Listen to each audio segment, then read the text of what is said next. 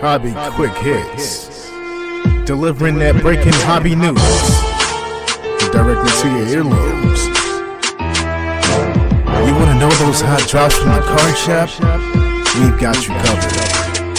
With your host, John Newman.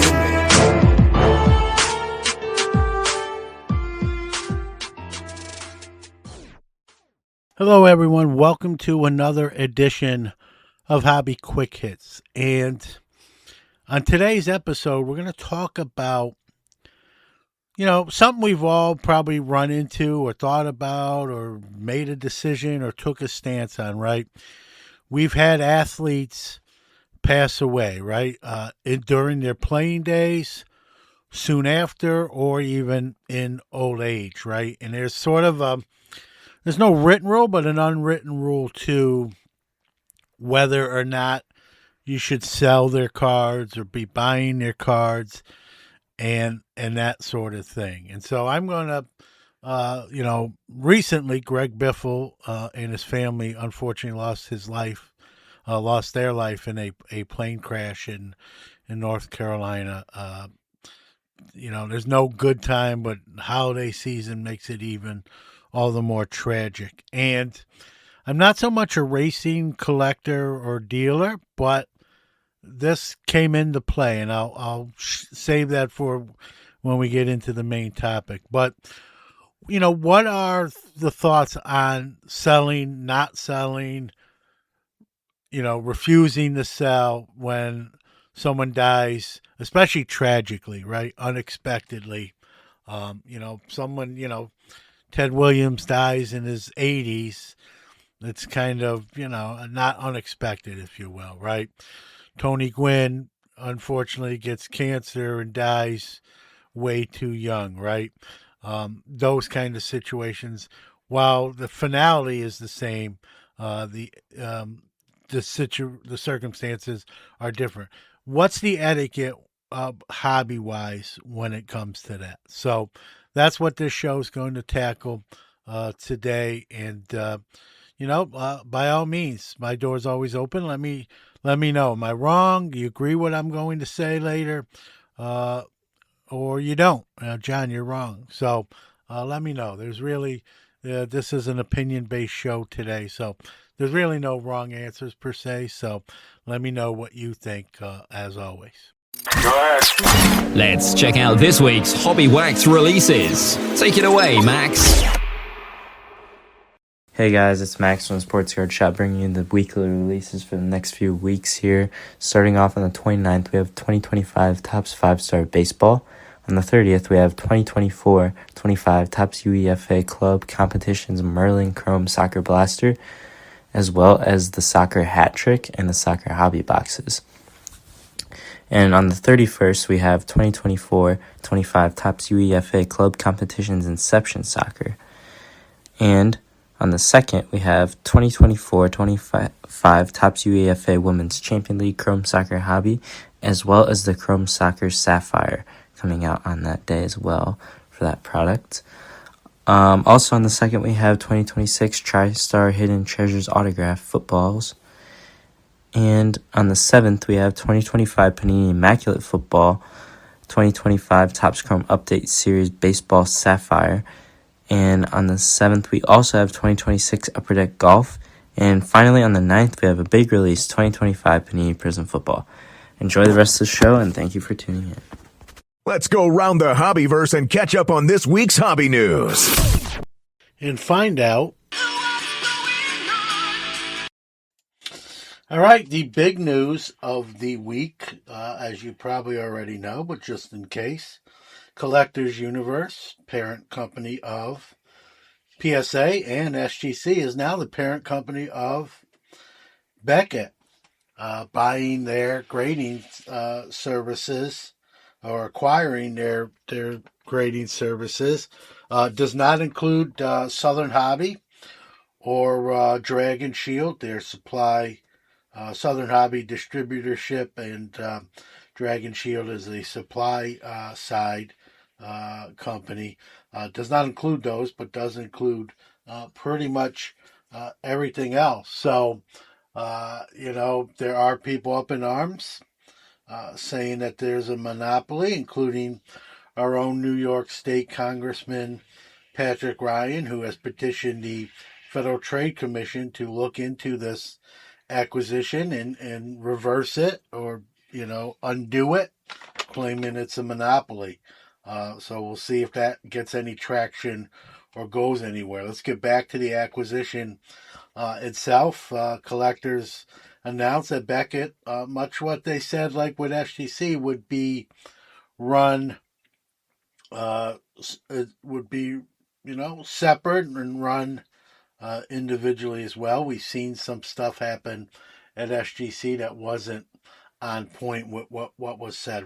So we'll have to see what happens with Beckett. And just to inject a little opinion here into the news segment.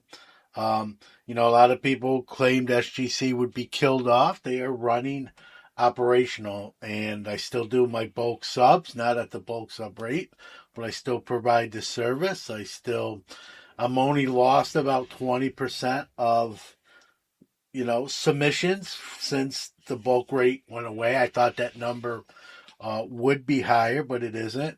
And, SGC, Ryan does a great job with that gem rate report, but I talked to my guys at SGC, and they wanted me to make this known is those numbers are what's going out the door, not what they're getting. So less is going out the door. Some of their grading staff has been poached by PSA, but they are still getting pretty close to the same amount of cards they were. It's just that less are going out. So it looks like they're getting less. They're just not at that 10 to 12 day, and they're with less graders on the floor. They're not keeping up with the prior pace. So just keep that in mind when you look at those numbers, right? It tells a good portion of the story, but it doesn't tell the complete story. So we'll have to see, what comes down the turnpike in both fronts, right? Beckett and SGC under the Collectors Universe umbrella. We have a new record for an unsigned card.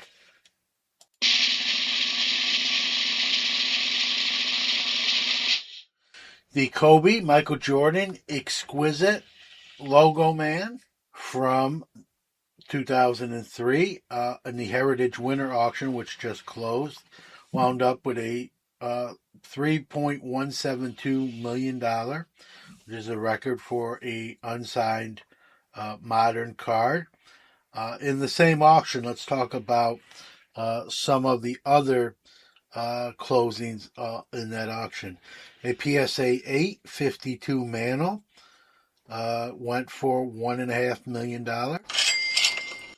A PSA 1.5 of the same card, but with Mantle's autograph on the front, went for $945,000. And a PSA 8 Michael Jordan debut ticket from his first game, the highest graded version known, with that 8 designation, brought almost just short of $342,000. So there's the some of the highlights from the Heritage Winter Auction. Let's talk about the licensing has went back to Fanatic/Topps, at least on the basketball side, and they've released their Chrome edition. Reviews have been mixed, but mostly favorable, and of course a lot of 101s and gold logo man of the 3 award winners from last year: Stefan Castle, SGA, and Evan Mobley. So Defensive Rookie of the Year, Rookie of the Year, and MVP. So those are the chase cards, if you will, from that product. Let's talk about a new Japanese. We talk about Shohei, and we actually are going to talk about Shohei here in the news, but let's talk about another Japanese import first. Munetaka Murakami coming over. He's signing with the White Sox, 2 years, $34 million. Third baseman in Japan. I think he's going to play first base for the White Sox. And he has some cards. Topps Now obviously made a Topps Now card with the signing, but he had Topps made some Japanese tops for the Japanese leagues. He appears on those cards, and his first card is the traditional Japanese card manufacturer BBM. His first card in 2017. He has some others. You can check eBay. They're obviously since the signing is going to cost you a little bit more to acquire those. Let's stay on the Japanese baseball, although this is now Major League Baseball.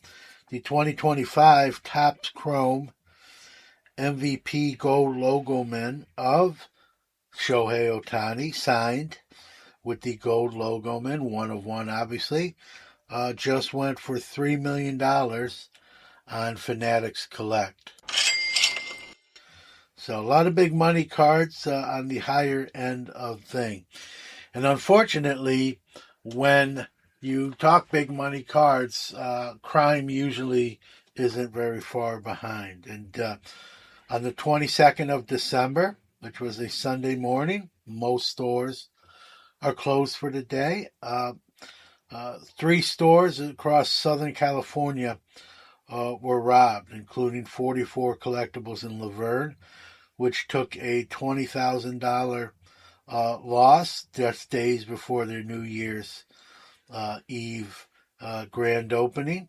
Other stores in San Gabriel and San Dimas were also hit as well. Police believe it is the same person scoping these all out. And this follows on previous 6 stores in those areas, Southern California, were robbed previously. So this continues a burglary wave in Southern California of hobby and collectible stores. And my take on this as a former store owner. I just hate to hear about it, hate that it's happening.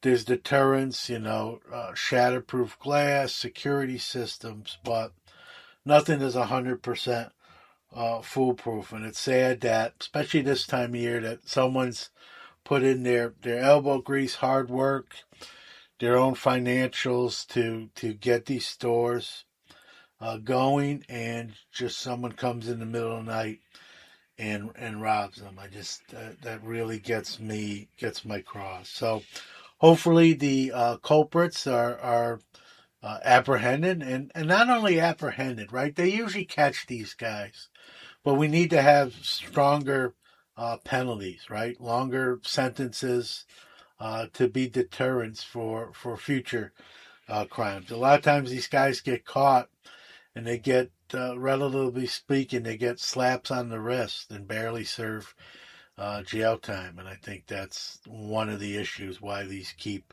occurring. Just my 2 cents. So hopefully the perpetrators are caught and made an example of. So that's the news. All right, today's topic is about the etiquette of the hobby when it comes to a player passing away. And everyone will have a different opinion on like the rules, the unwritten rules, if you will, of how selling of someone who tragically passes away should be handled. No two people necessarily are going to think alike. I don't think anyone's necessarily wrong or right per se. But a recent thing happened which brought this to the forefront for me and made me want to record this episode. And, many have heard the story with Thurman Munson. Was the first time I realized even what death was, had no idea, and was a young Yankee fan, eventually became a Mets fan. But Thurman Munson was my favorite Yankee. Had seen him play at Yankee Stadium, never met him, the news broke that his plane had went down and he was killed. I had no idea what killed means. I had to ask my grandfather. He let me know that, Thurman had passed away and went to heaven, explained it in a way that a 6 or 7-year-old can understand, and it hit me like a ton of bricks. I had no idea that there's an ending to us at that time. No, I thought we all lived forever. As we all know, that's not the case, and that's how I learned that wasn't the case, was through Thurman Munson's plane crash. It's the first time I've cried over a person's death. I had at that point, I had no family members who had passed away. I didn't attend any wakes or funerals, and that's hit me like a ton of bricks, and that's when I learned. And, was very upset probably for a few days. And then, like a lot of little kids, you pick yourself up by the bootstraps and keep going. But never forget it. I almost feels like yesterday, even though it's, 40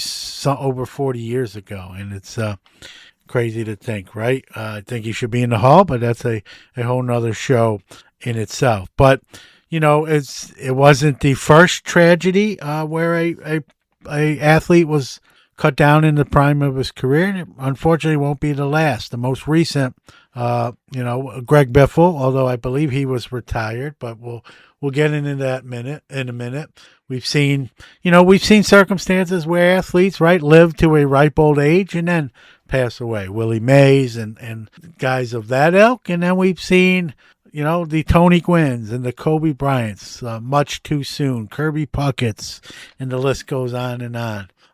Payne Stewart, and you hate when it happens, and you always usually, if you have a heart and you're compassionate, you feel terrible, and but what hobby wise, what's the etiquette when someone at a fairly young age, whether they're still playing or maybe they recently retired but still young, tragically passes? What I've heard people talk about a moratorium where it's for 2 weeks, you shouldn't buy or sell a card of that player, right? And I get it.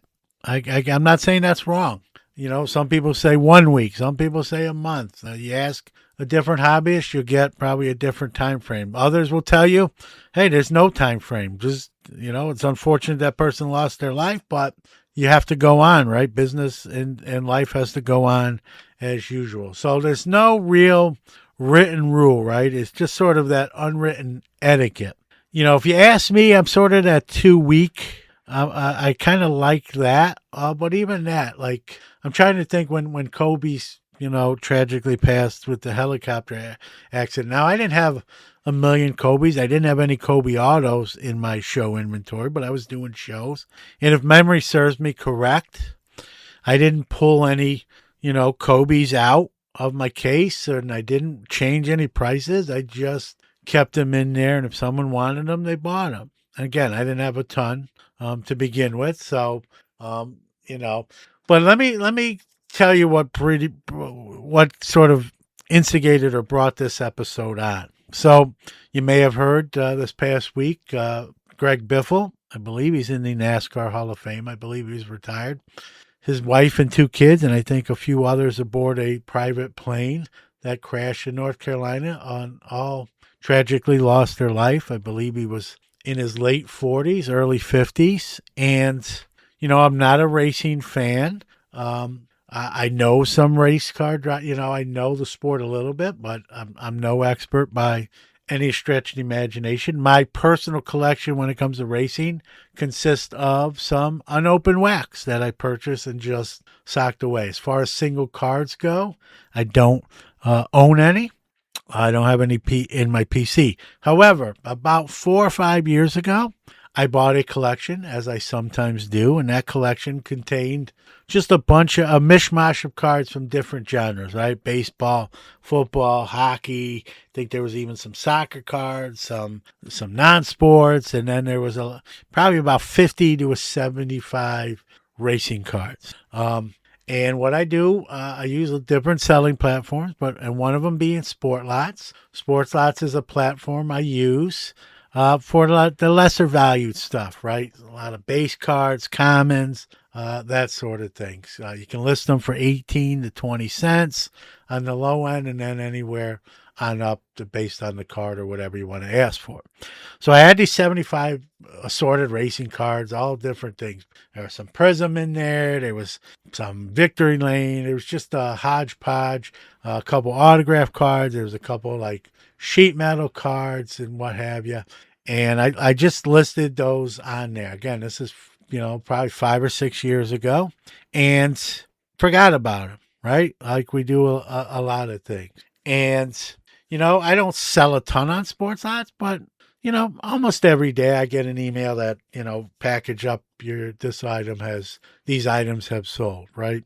And so since I listed those racing cards, which is again, probably 5 to 6 years ago, I've sold soccer cards, I've sold hockey cards, baseball cards, football, Goodwin's Champions, basketball, any genre I've listed on there has sold. And I don't mean this to sound as derogative towards racing, but none of those 75 cards that I listed that were NASCAR sold, and not a one. To the point, sometimes I'm even looking through it, I'm like, yeah, I've never sold, a racing card. So here we are 5 or 6 years later after I listed them, not even thinking about it, right? The news comes across my phone about the tragic plane crash. Greg Biffle has passed away. And I kid you not 5 minutes after that notification came across my phone, a notification came across my phone that I have a sports lot message. And that's how they let you know if there's any issues, if something's sold. They don't tell you what the message entails. They just say, check your sports lot inbox. You have a message. So I went to sports lots, opened the message, and didn't even know I had it, folks, to be quite honest. But Greg Biffle autograph card that I had listed at $8 5 or 6 years ago, got the notification that it's sold. And like I said, it's literally 5 minutes after the news came across my phone that he had passed away. It's the only card that was bought out of all the 75 racing cards listed. I went to my box where I thought that card should be, my sports lot monster boxes. Could not find it. Don't know if I moved it. Don't know if, I don't know. And then I thought about it, like I just said, I just said, I'm not comfortable. This is probably someone, and again, I don't know with 100% certainty, but I feel very comfortable saying this is someone that got the news that Greg Biffle died, went on who knows how many platforms, looked for Greg Biffle stuff, probably mostly autograph stuff, and said, man, $8 for a dead guy's autograph, and click buy. And I'm just not comfortable selling that in those situations. So, and plus I couldn't locate this card. I'm still looking for it. And if and when I find it, it's not going to be sold. I'm going to keep it. Someone say, oh, John, you're not selling it because it's only $8. No, it has nothing to do. It's principle over price. Has nothing to do with the cost of that card. Could be $50, could be $1. It doesn't matter. Just, I feel like someone just taking advantage of the situation. Now, if there were 3 or 4 other racing cards in with that purchase, and this maybe is a racing, what look more like a racing fan rather than someone jumping on this because that person just died with his family in a plane crash, maybe I would have felt differently, but I just didn't feel comfortable. I'm not doing it, right? I'm not going on there trying to buy a bunch of cheap Greg Biffle autograph cards. I didn't feel comfortable. I felt kind of that it's sort of a sleazy thing to do. And maybe I'm wrong. This is one person's opinion. And so I couldn't find the card, and I wound up having to just go to Sportslot and say could not locate the card. But, 100% transparency. I'm not a phony person. I would tell you, even if I had found the card, I would not, I just don't feel comfortable selling it when I feel like it's just because he had died 5 minutes or, it was announced 5 minutes prior to that sale that he had passed away. I just think that's sort of, it's kind of cruddy, kind of cringy. And I just don't want to be part of that on either side, buying anything or selling it. And so Again, I haven't found the card. I've got a lot, there's some boxes in here I got to get through, and even if I find it, it's just going to sit in there. I've obviously taken the card off of Sportslot, which is the only place it was listed on in the first place. And I'm not comfortable partaking in that. Am I wrong? Am I right? What say you? I just think I think too, especially when it's someone of lesser star value, right? And I don't mean any disrespect to Greg Biffle, but Greg Biffle's not Kobe Bryant or Willie Mays, or other athletes we've lost in recent years. He's still a great human being who was very philanthropic, I was reading, and a great person that will be missed by many racing fans and otherwise. And again, I thought it was just kind of sleazy. 5 minutes right after that, and I'm not going to be on either side of that out, buying or selling of someone's death. So that card is somewhere maybe here, I'm assuming. But it's going to remain here. I'm not going to profit off it, and I don't feel like other people should jump on someone's death and do it. What say you? Is there an etiquette? Is there an unwritten rule that you follow or believe in or think there should be? I know the most common one I've heard is when a player passes away. There's a 2-week. I know on a lot of the online platforms like Facebook message boards, someone passes away, they'll say no Willie Mays cards listed for sale for 2 weeks, please. Just sort of the etiquette there that the online world has sort of embraced. Do you agree with that? Do you think there should be no unwritten rule? Just it is what it is. What say you? Where do you fall? Am I wrong for doing what I did? Let me have it. Like I don't feel terrible, but let me know what you think. What would have you done? Same situation. Would you have done what I did? Something else? Something in between? What say you? Let me know where you stand on something like this, because it's just an interesting topic when it happens. And again, there's no set rule. It's just what somebody is comfortable with, I guess. So where do you fall here? Where do you weigh in at? Thanks for listening, and we'll see you next time. Let me know. Thank you.